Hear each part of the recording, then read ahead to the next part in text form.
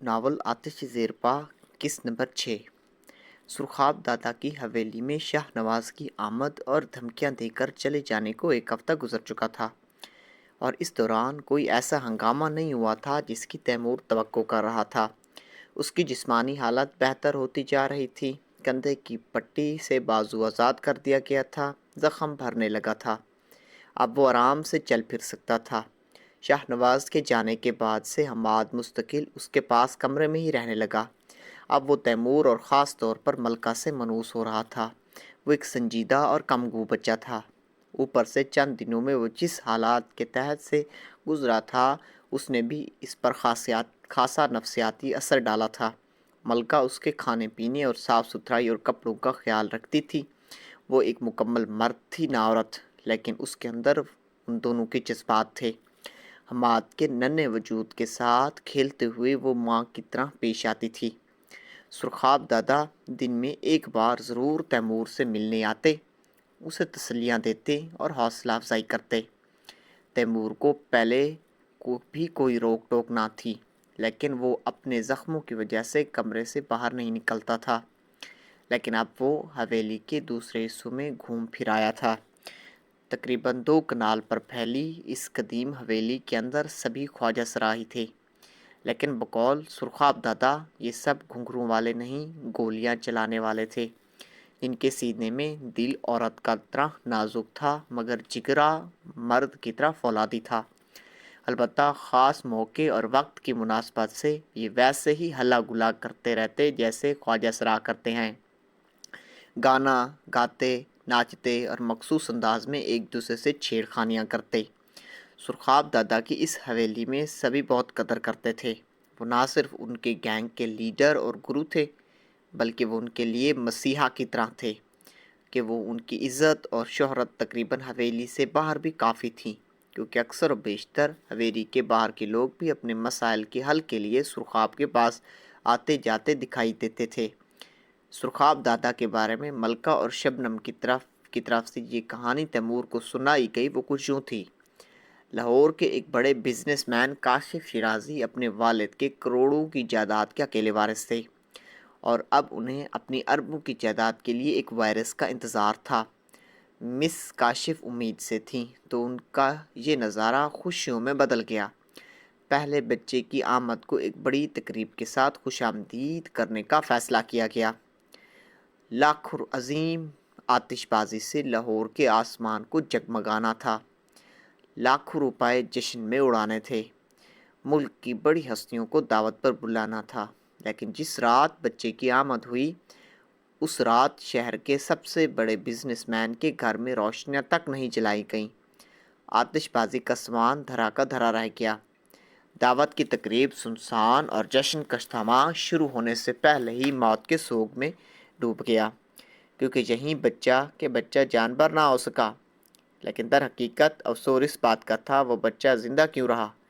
جن ڈاکٹروں نے آپریشن کیا اس کے منہ نوٹوں سے اتنے بھر دیے گئے تھے کہ وہ بول نہ سکے، اور بچے کو رات کی تاریکیوں میں اس گھر سے اتنی دور بھیج دیا گیا کہ وہ کبھی واپس راستہ نہ پا سکے۔ لے جانے والے نے اس بچے کو کسی اور کے سپرد کر دیا اور اس نے کسی اور کو، اور یوں یہ بچہ ٹرانسفر ہوتا بالآخر اس جگہ پہنچ گیا جہاں پہنچنا اس کی قسمت میں لکھا تھا۔ وہاں ایک گورے گلابی بچے کا نام سرخاب رکھا گیا۔ سرخاب جس ماحول میں پلا بڑا وہاں اس کے ہر طرف ایسے ہی لوگ تھے، لہٰذا اسے یہ علم بڑی دیر بعد ہوا کہ ایک دنیا اس کی دنیا سے باہر بھی ہے، اور ان کی دنیا سے بڑی، زیادہ حقیقی اور زیادہ طاقتور دنیا ہے۔ اس دنیا کے لوگ ان کو زیادہ تر 2 نظروں سے دیکھتے، ایک نظر حقارت بھری، دوسری ہوس بھری۔ خواجہ سراؤں کی فیملیوں میں کوئی خونی رشتہ نہیں ہوتا، صرف اصولی رشتے ہوتے ہیں یا اخلاقی۔ سب سے بڑا رشتہ گرو کا اپنی چیلیوں کے ساتھ ہوتا ہے۔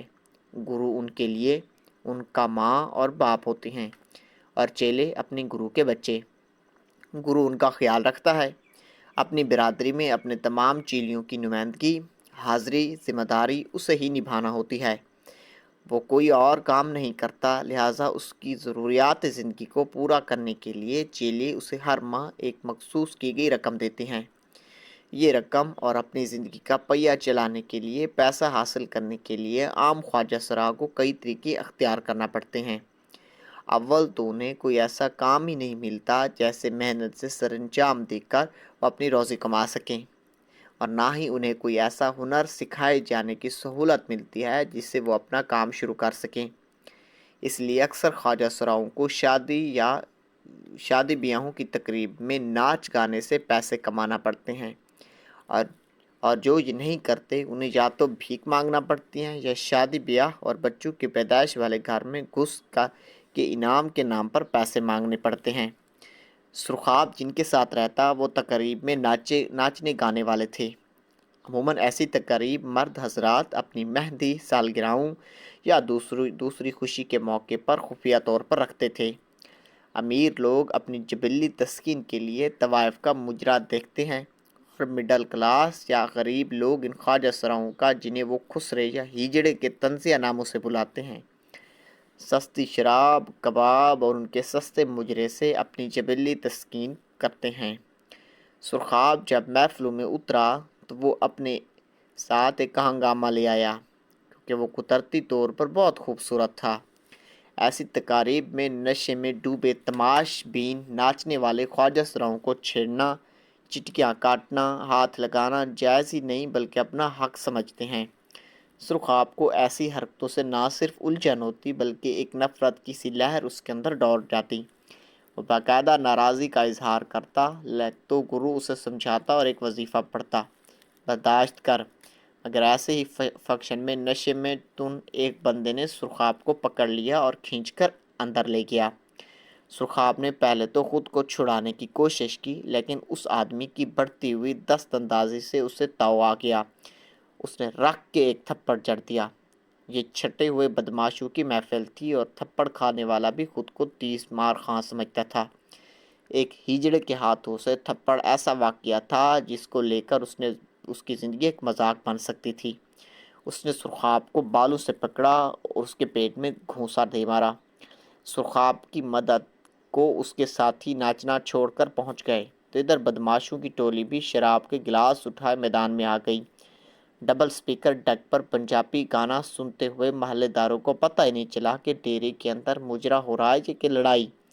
اس لڑائی میں تعداد میں زیادہ ہونے کے باوجود بدماشوں کی اچھی خاصی دھلائی ہو گئی، کیونکہ نشے نے ان کے اعصاب مختل کر رکھے تھے۔ چند لمحوں میں سارے بدماش زمین پر پڑے تھے۔ کوئی بے ہوش تھا، کوئی کیا کر رہا تھا، کوئی کراہ رہا تھا۔ لڑائی تھی تو خواجہ سراؤں کو احساس ہوا کہ وہ کیا کر بیٹھے۔ انہوں نے اپنا سامان سمیٹا اور اپنے ٹھکانے کی طرف دوڑ لگا دی، اور پھر سبھی سہمے ہوئے چوزوں کی طرح اپنی مرغی یعنی گرو کے پاؤں تلے آ بیٹھے۔ سوچ رہے تھے کہ وہ اب کیا ہوگا، کیونکہ بدماشوں کا نشہ اتر ہی جانا تھا، اور پھر اس سے وہ آگے سوچ نہیں سکتے تھے، اور جو وہ سوچ نہیں سکتے تھے وہ اگلی صبح ہو گیا۔ پولیس کی گاڑی ہوٹر بجاتی ہوئی آئی اور سرخاب اور اس کے گرد گرو سمیت 8 خواجہ سراؤں کو ہتھکڑیاں پہنا کر محلے میں گھما کر گاڑی میں بٹھا کر لے گئی۔ سارا دن وہ حوالات میں بیٹھے رہے۔ اب بڑا افسر آئے گا تو کوئی بات ہوگی، لیکن کوئی نہیں آیا۔ شام کو اچانک ان سب کو دوبارہ گاڑیوں میں بٹھایا گیا اور ان کے گھر کے پاس انہیں اتار کر چھوڑ دیا گیا۔ وہ ناقابل یقین حیرت کے ساتھ ایک دوسرے کی شکلیں دیکھنے لگے کہ یہ ان کے ساتھ کیا ہوا۔ پہلے تو کچھ سمجھ نہیں آئی، مگر گھر میں داخل ہو کر جب گرو نے پوچھا سرخاب کہاں ہے، تو انہیں پتہ چلا کہ سرخاب کو تو ان کے ساتھ واپس بھیجا ہی نہیں گیا تھا۔ وہ سمجھ گیا کہ انہیں کیوں چھوڑ دیا گیا ہے۔ سرخاب آدھی رات کے بعد زخمی حالت میں گھر پہنچا تھا، اور پہنچتے ہی وہ گرو کی جھولی میں آ کر گر گیا۔ گرو نے اس کے پھٹے ہوئے لباس سے جسم کی چوٹوں کا اندازہ لگاتے ہوئے اپنی چادر اتار کر اس پر ڈال دی۔ باقی کی رات اس گھر میں سوگ کی رات تھی۔ وہ سوگ اگلے 2 دن تک جاری رہا، بالکل خاموش سوگ، جس میں کسی نے کسی سے کچھ کہا اور نہ کسی کی آنکھ سے کوئی آنسو ٹپکا، حتیٰ کہ سرخاب کی آنکھ سے بھی نہیں۔ تیسرے دن شام کو انہیں ایک فنکشن پہ جانا تھا، لیکن دوپہر تک کسی نے کوئی تیاری نہیں کی، حتیٰ کہ گرو نے چلا کر کہا چلو سب تیاری کرو۔ تم سب ایسے ہی افسوس میں ہو جیسے کسی کی عزت لٹ گئی ہو۔ پھر اس نے گود میں سر رکھے، خاموش بیٹھے سرخاب کے سر پر ہاتھ پھیرتے ہوئے کہا، عزت تھی کہاں جو لٹ گئی، اور ہولے سے سرخاب کے کان میں ہمیشہ کی طرح وہی بات کی، برداشت کر۔ سرخاب نے پہلی دفعہ اس کی بات سن کر برداشت نہیں کیا اور پوچھ ڈالا، کب تک؟ کرو نے کہا، جب تک سانس چلتی ہے تب تک۔ ہماری زندگی برداشت کرنے کا دوسرا نام ہے۔ سرخاب میں نفی میں سر ہلا دیا، نہیں اب نہیں گرو جی۔ وہ اٹھ کھڑا ہوا اور پھر کسی سے کچھ کہے بغیر اکیلا ہی گھر سے باہر چلا گیا۔ چند دن بعد شہر میں ایک ASI آئی اور 3 بدماشوں کے قتل کے خبر پھیل گئی۔ اسی رات سرخاب واپس آیا اور اس کے رنگ ڈھنگ ہی بدلے ہوئے تھے۔ اس نے کہا، میں نے طے کر لیا ہے کہ آگے کیسے جینا ہے۔ تم میں سے کوئی میرے ساتھ آنا چاہتا ہے تو وہ آ سکتا ہے۔ سوائے گرو کے سبھی اس کے ساتھ شامل ہو گئے۔ گرو نے کہا، اگر میں نے خود سے ایک وعدہ نہ کیا ہوتا تو میں تیرے ساتھ ہوتا۔ سرخاب نے خواجہ سراؤں کا ایسا گروپ بنایا جو مجبور، بدحال اور زمانے کے ستائے ہوئے خواجہ سراؤں کے لیے ایک پناہ گاہ بنتا چلا گیا۔ اس نے مظلوموں کو ظالموں سے تحفظ دیا، لیکن دوسری طرف اس نے شریف لوگوں کے ساتھ شرافت کا ایسا برتاؤ کیا کہ وہ اپنے قبیلے سے باہر کی دنیا میں اچھی خاصی پہچان بنا گیا۔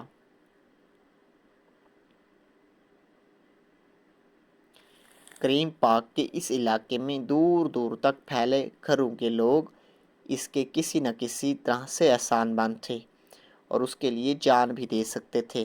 اپنے رنگ کی وجہ سے مشہور پیلی حویلی سرخاب کا اڈا بنی اور مشہور ہوئی۔ وہ دوپہر کا وقت تھا۔ تیمور حماد کو اپنے پاس لٹائے سلا رہا تھا جب باہر نیچے سے شور و غل کی آوازیں آنا شروع ہوئی۔ تیمور نے حماد کی طرف دیکھا جس کی سانسیں گہری ہوتی جا رہی تھیں اور آنکھیں بند تھیں۔ وہ احتیاط سے اس کے پہلو سے اٹھا، کمرے سے باہر نکلا۔ اس نے پہلے اوپر سے دیکھا اور پھر بھاگتا ہوا نیچے اتر آیا۔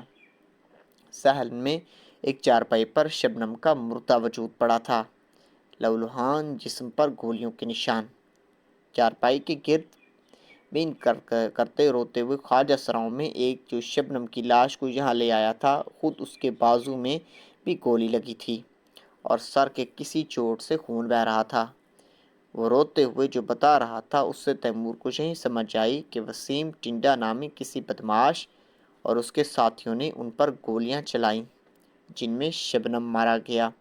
وسیم ٹنڈا شاہنامہ گروپ کا ہی خاص تھا۔ وسیم ٹنڈا کا نام سنتے ہی روتے اور بین کرتے خواجہ سراؤں میں غصے کی لہر دوڑ گئی۔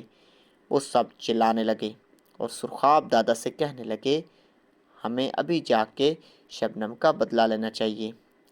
اسی دوران چند خواجہ سرا اندر کمروں سے بندوقیں بھی نکال لائے، لیکن سرخاب دادا خاموش کھڑا تھا۔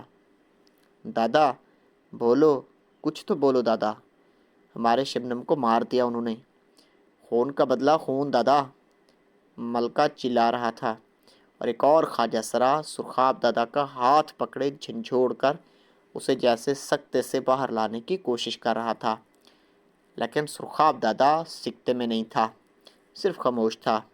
اس نے شبنم سے نظریں ہٹا لیں اور دھیمے لہجے میں بولا، سب ہوگا رے، سب ہوگا، لیکن پہلے اس مر جانیے کی کریاکرم کی تیاری کرو۔ یہ کہہ کر وہ اندر کمرے کی طرف بڑھ گیا۔ صحن میں شبنم کی لاش کے گرد کھڑے غصے سے چلانے والے ایک بار پھر بین کرنے لگے اور رونے لگے۔ کچھ دیر بعد وہاں پولیس آ گئی۔ SHO نے سرخاب دادے سے اکیلے میں بات کی اور پھر پولیس واپس چلی گئی۔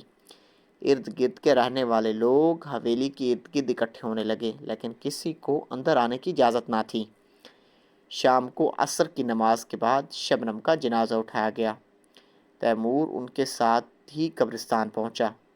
آج سے پہلے اسے یہ علم نہ تھا کہ خواجہ سرا کی موت کے بعد تدفین کے کیا مراحل ہوتے ہیں، بس سنی سنائی باتیں تھیں۔ کسی نے کہا کہ رات کے اندھیرے میں ننگے پاؤں جنازہ لے کر جاتے ہیں، کسی نے کہا کہ ڈھول پتاشے بجائے جاتے ہیں، کسی نے کچھ کہا کسی نے کچھ، لیکن ایسا کچھ بھی نہیں ہوا۔ دن کی روشنی میں شبنم کا جنازہ علاقے کی امام مسجد نے پڑھایا، اور جنازہ پڑھنے والوں میں خواجہ سرا کے علاوہ علاقے کے کئی مرد حضرات بھی تھے، اور شبنم کو قبر میں دفنا کر فاتحہ پڑھی گئی، اور پھر سب حویلی واپس آ گئے۔ حویلی میں سوگ کی فضا قائم تھی۔ اس واقعے کے بعد 4 دن گزر گئے جب ایک رات 12 بجے حویلی سے 3 گاڑیاں خاموشی سے باہر نکلیں۔ ان کی واپسی صبح 4 بجے کے آس پاس ہوئی۔ وہ نعرے لگا رہے تھے، اسلحہ لہرا رہے تھے اور خون کا بدلہ خون چلا رہے تھے۔ سرخاب دادا صحن کے درمیان میں کھڑا تھا، اس کے ساتھی خواجہ سرا ہاتھوں میں بندوق تھامے اس کے گرد رقص کی طرح جھوم رہے تھے۔ معلوم ہو رہا تھا کہ انہوں نے شینا گینگ کے کسی بڑے آدمی کو مار کر شبنم کے قتل کا بدلہ چکا دیا ہے۔ اوپر جھروکے میں تیمور پھٹی پھٹی نظروں سے یہ منظر دیکھ رہا تھا۔ باقی کا سارا دن انہوں نے کسی جشن کی طرح منایا۔ حلوے پکائے گئے، گانے بجائے گئے، رقص کیے گئے اور شبنم کے نام کے نعرے بھی لگے۔ رات کو پولیس آئی، مگر سرخاب دادا سے اکیلے میں ملاقات کے بعد واپس چلی گئی۔ تیمور سرخاب دادا سے ملنا چاہتا تھا، لیکن اس سے ملاقات نہ ہو سکی۔ وہ اپنے خاص کمرے میں بند تھا، وہاں جانے کی اجازت تیمور کو نہ مل سکی۔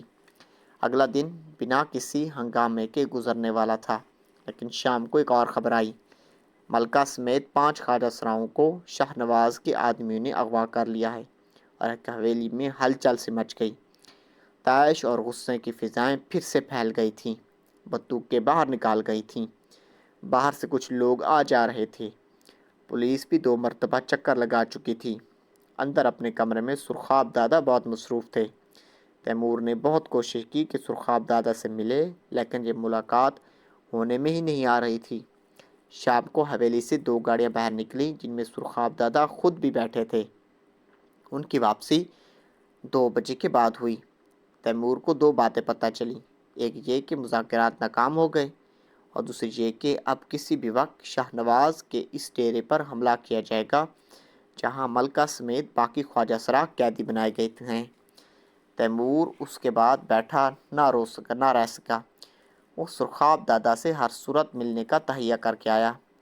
مخصوص کمرے کے دروازے پر اس سے روکا گیا تو اس نے روکنے والے خواجہ سرا کو غصے سے دھکا دے کر دروازہ کھولا۔ اندر سرخاب دادا سمیت 15 لوگ اور بھی بیٹھے باتیں کر رہے تھے۔ دروازہ کھلتے ہی سب نے چونک کر اس کی طرف دیکھا۔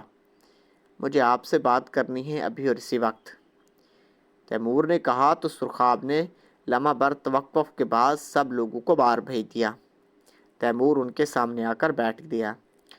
میں یہ سب برداشت نہیں کر سکتا، یہ سب میری وجہ سے ہو رہا ہے اور میرے بچے کی وجہ سے۔ سرخاب دادا ہاتھ اٹھا کر اسے بولنے سے روکا اور کہا، تو غلط لائن پر سوچ بچار کر رہے پیارے، تیرے آنے سے پہلے بھی یہاں یہی کچھ ہوتا تھا، تو فکر نہ کر، تو جا اپنے کاکے کے پاس، کچھ نہیں ہوگا تم لوگوں کو۔ نہیں، پہلے جو ہوتا رہا مجھے اس سے کوئی غرض نہیں، لیکن اب جو ہو رہا ہے وہ میری وجہ سے ہو رہا ہے۔ میں بھی جانتا ہوں اور آپ بھی کہ اب وہ مزید نہیں ہونے دوں گا۔ پہلے مینا، پھر ہاجرہ، پھر عامر اور شبنم، اور آگے جانے کتنے اور۔ میں ایک زندگی بچانے کی خاطر کئی اور زندگیاں داؤ پر نہیں لگاؤں گا دادا۔ سرخاب نے اس کے سر پر ہاتھ پھیرتے ہوئے کہا، تو خود کو الزام مت دے پیارے، تو نے تو کچھ نہیں کیا، تو نے تو اس کاکے کو بچانے کے لیے گولی تک کھائی، کیوں سوچتا رہے تو ایسا؟ میں نے تو ایک فیصلہ کر لیا ہے اور مجھے آپ کی مدد چاہیے، لیکن آپ مدد بھی نہیں کریں گے تو میں نے جو فیصلہ کر لیا ہے اب اس پر عمل کروں گا، تیمور نے کہا، اور پھر بولا، میں سلطان عالم سے خود ملوں گا، حماد کے ساتھ، میں اس کا بچہ اسے حوالہ کروں گا، پھر جو چاہے اس کے ساتھ کرے۔ سرخاب نے اس کی طرف غور سے دیکھا اور بولا، تو سمجھتا ہے اپنے بیٹے کو دیکھ کر اس مر جانے کے اندر کی بابتا جاگ اٹھے گی، وہ اسے اپنا بیٹا مان لے گا؟ ایسی بات ہوتی تو سلطان عالم اپنے بیٹے کے لیے ہم سے خود ہی رابطہ کر لیتا۔ شاہ نواز کو معلوم ہے کہ بچہ جہاں ہے تو سلطان عالم کو بھی تو پتہ چل گیا ہوگا۔ اس مرجانیے کے سینے میں باپ کا دل ہوتا تو وہ خود چل کر یہاں آ جاتا بچے کو لینے کے لیے۔ ایک بدماش کو کیوں چھوڑ رکھا ہے اس نے، میں نہیں جانتا۔ تیمور سر پکڑتے ہوئے بولا، لیکن میں اب کسی اور کا خون ہوتے ہوئے نہیں دیکھ سکتا۔ میں اتنا خود غرض کیسے ہو سکتا ہوں کہ ایک بچے کی خاطر اتنی جانیں گنوا دوں؟ یہ ٹھیک نہیں ہے دادا۔ پیاریا، میں تجھے ایک بات کہی تھی کہ زندگی کی رسی کو سلجھانے کے لیے گانٹھیں کھولنا پڑتی ہیں، کبھی ہاتھ سے تو کبھی دانتوں سے، پر کبھی کبھی ایسا بھی ہوتا ہے کہ رسی کاٹنا بھی پڑتی ہے۔ سرخاب نے کہا، رسی کاٹتے کاٹتے زندگی ختم ہو جائے گی دادا۔ اچھا تو بتا، پھر تیرے پاس کوئی اور حل ہے اس کا؟ میں یہ حویلی چھوڑ کر جا رہا ہوں دادا۔ میں اس حویلی میں اور لاشیں نہیں دیکھ سکتا۔ ایسا مت کر، یہ ٹھیک نہیں ہے رے۔ تو پھر آپ وعدہ کریں کہ اور لاشیں نہیں گریں گی اور خون نہیں بہے گا۔ جو بھی بات ہوگی بیٹھ کر ہوگی، تیمور نے کہا۔ سرخاب دادا چند لمحے اس کی طرف دیکھتے رہے، پھر ایک طویل سانس کے بعد بولے، اچھا چل رہے، اور خون نہیں بہے گا، اب بیٹھ کر بات ہوگی، پر تو جانے کی بات مت کر ابھی، مجھے کوئی اور مرجانہ راستہ نکالنے دے۔ تیمور اٹھ کر وہاں سے چلا گیا۔ بعد میں اسے پتہ چلا کہ شاہ نواز کے ڈیرے پر حملے کا پروگرام کینسل ہو گیا۔